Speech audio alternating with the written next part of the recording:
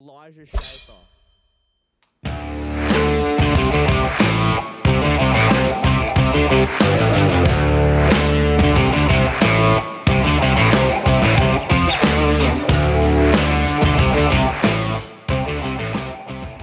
Good afternoon, Australia.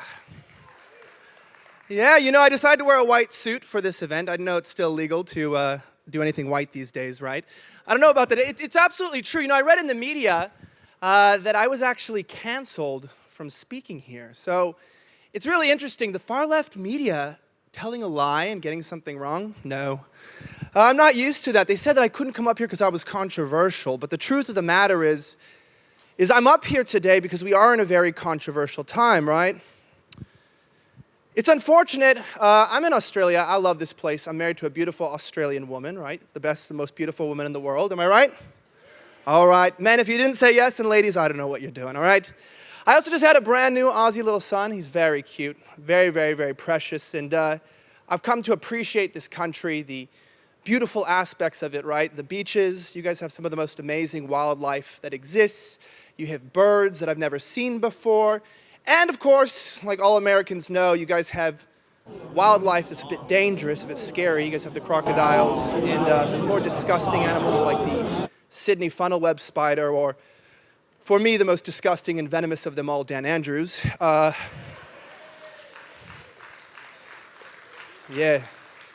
What a monster, right? He should go work for the Chinese government who's paying him, all right? I mean, seriously. And if they're not paying him, then they should, because he's the best spokesperson for communism in this entire country. It's very interesting to me coming into this nation because it's a beautiful country. It has so many rich resources, everything that you could expect. And right, all of the core values and elements, all the raw materials, you'd expect this would be a pretty affordable place to live.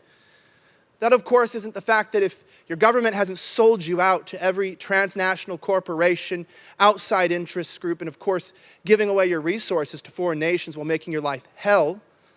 Seriously, I've never seen a electric bill. I have never seen a bill for electricity as high as I saw there. It's very interesting, and I find this to be a plight that we're all in as Australians, as Americans, and as the West, is that we are in a crisis of identity. We are in a moment of extreme discrimination against every value and every core belief that we hold.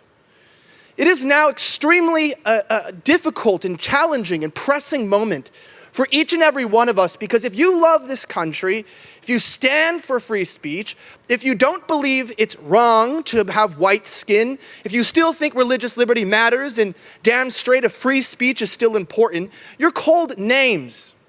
You're called a Nazi, you're called a racist, you're called a white supremacist.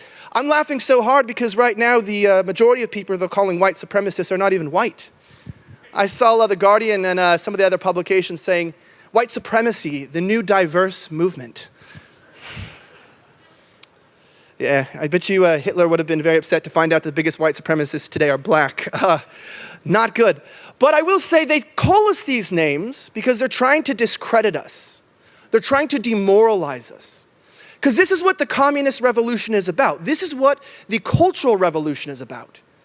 And this is where I want to talk today about where I believe we need to be fighting as the right wing, as conservatives, as libertarians, and where the war is. The Australian political spectrum still makes the mistake, and many of you know this on the right wing. The liberal leaders, many of which are not here, and shame on them for not speaking out more during the lockdowns. And I don't know where the camera is, but to all of the liberal leaders who were silent, to all of you who watched as your constituents were forced out of their jobs, forced into medical tyranny, we're coming for you, genuinely. It's a shame allowing such illegal things to happen to your own people and to still act like you're a good guy and it never happened. But the truth of the matter is that's what the war is. The war is about demoralizing each and every one of us, not to feel like we're losing elections, but that we're losing who we are. Not to feel like we are just not getting our candidates in place, but we don't know the place of our children in their future. And the whole purpose is to strip us away from everything that unites us, our faith, our religion, our cultural heritage, our history. It's a rewriting of our past, of our present. We're only a few months out of people telling many in this room that you were subclass citizens, that you did not have the right to go to the grocery store, that you did not have the right to go out to a restaurant. Why? Because you did not comply with a grand experiment. And that's what they've come to do to us. And this is where I want to explain. I want to encourage, as an American who believes thoroughly that the American country is 10 years ahead of Australia, whose primary political candidate, Donald Trump, is being prosecuted by a regime under the Biden administration name, given over 72 indictments and felonies, threatened with being put in prison, tossed and turned, his own lawyers being threatened with going to jail for doing legal work. Why? Because he dares stand up for hardworking, blue-collar Americans and not accept the radical tyranny that they want to subjugate us all to. And I see this happening here, the same cultural phenomena where you literally have adults that go into the shower naked, look down, and can't tell what gender they are. Wow. It's so easy. It's so easy, but they have us discussing things that don't matter. And I notice that a lot of right-wing liberals and politicians think that the left can still be reasoned with, that we can still argue with them, that it's possible that we can find a compromise. I have very bad news, and I hate to be so dark, but the left doesn't desire to compromise with us. They aren't trying to have an equal parliament. They don't want to win another election. We've all read the history books, and where they want us eventually is against a wall. This is where it's headed. They are disenfranchising us. They are debanking us. I've met people here who've lost their bank accounts for being a part of the wrong political party or being outspoken. Things that we've seen in the Communist Party in China, they're taking away our ability to payment process, removing our speech online, taking away our ability to have open discussions with the shameful tactic of labeling things misinformation, disinformation, malinformation. What utter rubbish and BS that is. As we all know that misinformation just means information that doesn't agree with the establishment. And many of you know, as you've been censored with very basic things like sharing memes or jokes on Facebook, finding out that your voice can be taken away at the push of a button. Enshrined in your constitution or enshrined in your society, none of these things matter to these technocrats and these bureaucrats who are stripping us away. And that's why I think it's important and imperative for all of us to realize the dire position that we are in. This is not a matter of whether our candidate is going to be elected. This is a matter of whether Australia is going to exist as a free nation for much longer. To whether or not you're going to be allowed to share your opinions without fear of arrest. You guys saw during the lockdowns, people visited in their homes by police, by Gestapo, for talking about attending protests, for discussing even the slightest moment of rebellion. Just 3 years ago, it was polled, and most Americans viewed Australia as a utopia, as an alternative. Famous podcaster Joe Rogan even used to say that his famous place that he wanted to live one day was New Zealand. And now most Americans think that Australia is a totalitarian police state. We watch the abuse in Victoria of citizens, and people say, well, it's just Victoria. Yeah, but I also watch the politicians from Queensland, from New South Wales, not stand up and defend their fellow citizens. I've seen it.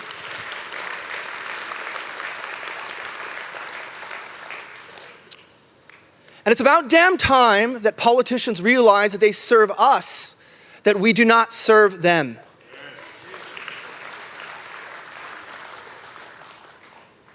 And I know that the power structure here is a bit different because, of course, your prime ministers, people are more appointed by the party. So if they're not serving the will of the party, then of course they can be taken out of power. So they bend over backwards to figure out every tax loophole, law, and new legislation they can do to screw over the working class, screw over the middle class, make life as difficult as possible. And it's about time they start fearing the Australian people once again, realizing they're not loyal to a party. They're not loyal to politicians. They are loyal to you. They are loyal to the people of the great state of Australia. It stands as a beacon and a hope. And we know will rise again as a light in the world. I find it to be very interesting, this country, people arguing, over their pronouns. Such a bizarre thing. people not knowing what you should call them and, whether they're trans or mask. And we're literally going to have to start borrowing new letters from the Chinese alphabet because there's so many letters being added to the new LGBTQSSTIA. Even Justin Trudeau, who he's sitting down, by the way, which there's nothing wrong with that, but yeah. Certain things may come out about him soon, but we won't go into that. He famously couldn't even get it right? He tried to name the community that he upholds and he protects. But what happens to all of these politicians who are quick to say that they support the Aboriginals or the gay community? What about just the Australian community? Why is it that racism is bad unless the target of racism is a white person? Why is it that sexism is evil unless the target is a man?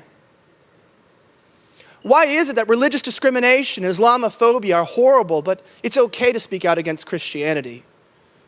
And of course, why is it okay to basically have free speech unless that free speech, of course, is offensive?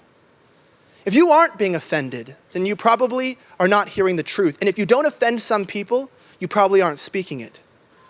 The truth is offensive because reality does not care about your emotional fragility. It does not care about the state of your own mind or how much more willing you are to accept it. And now I want to explain something that I find to be a bit concerning, but we need to be aware of. Australia is headed towards being a cashless society. It is a cornerstone and a capstone of what's known as the World Economic Forum. Any fans of Klaus Schwab in here? I know, right? Hey, he's still more, I'd say he's still a better guy than Dan, honestly. Klaus Schwab, can we just talk about that for a second? How is it that the guy that's literally the worst villain in the entire world actually fits the stereotype of a supervillain? He comes up in Star Trek, clothing from 1970s, like, we will make them eat the bugs, and they will sleep in pods, and they will be happy. And you're like, could anyone have made this up any better? This is absolutely fantastic. Those controllers and those who are there are using this country as an experiment. 15-minute cities down in Victoria, cashless banks, so they can track every transaction, as we saw with the truckers in Canada, which we saw with many people even here, so that they can make sure that you cannot take part in the economy if you do not agree with the agenda. Now, I got to say, before I, discourage anybody, I think it's about damn time that Australians start remembering their past, start reflecting a little more of what Americans have, a little more patriotism, a little more excitement. And I think the solution is patriotism and it's energy, and here's why. We are in the best position possible as the right wing to begin to express our love for this country. My wife is Australian, my son is Australian, I am invested in this nation, I'm invested in his future, and I care about it. And my son is just a few months old, but I know one thing's for sure. He's growing up in a world where there is no identity. They say that Australians are criminals, and I think the only thing you're guilty of today is white guilt. It's a real shame here in this nation, where people are real ashamed of the past, taking responsibility for things that they had no connection to, that they never did. And I can say that while we look and we get black-pilled and upset, seeing how young people don't know their gender and their pronouns and their identities all screwed up, guess what? That is the most fertile time for us.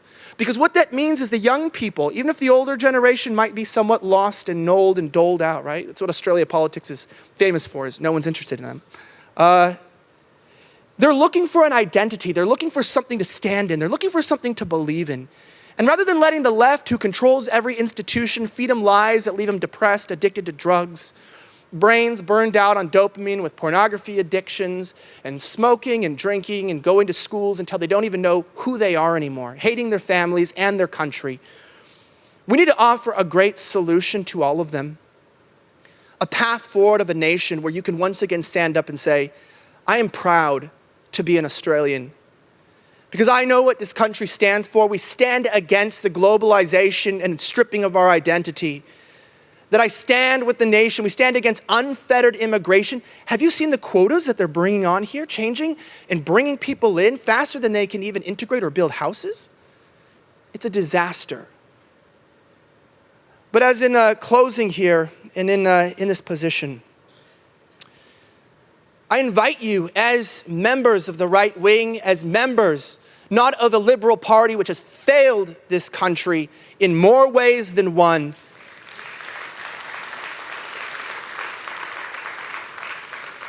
to stand up for the party of the Australian people and to stop being afraid of being called names and being accused. When they call you a Nazi, laugh in their face. When they call you a racist, a white supremacist, a white nationalist, I want you to continue to say and mock them back. Because those times of words hurting us and sticking, you know what they mean when they say that? They don't mean you're actually a bad person or you genuinely hate other people or anything like that. They just mean that you stand against their communist regime. And we do, and we do. I want to give a huge shout out to Andrew and the members here and the staff and the volunteers. Can we get a round of applause for the volunteers and the organizers of this event? Thank you. Without that, there would be no event and no gathering such as this. I really feel grateful for being invited here as an American, as the media said, as somebody who was canceled from speaking here. I don't know how it happened, but I still ended up on the stage. Guess you were wrong, media, again. I just want to say, I hope to see you guys next year.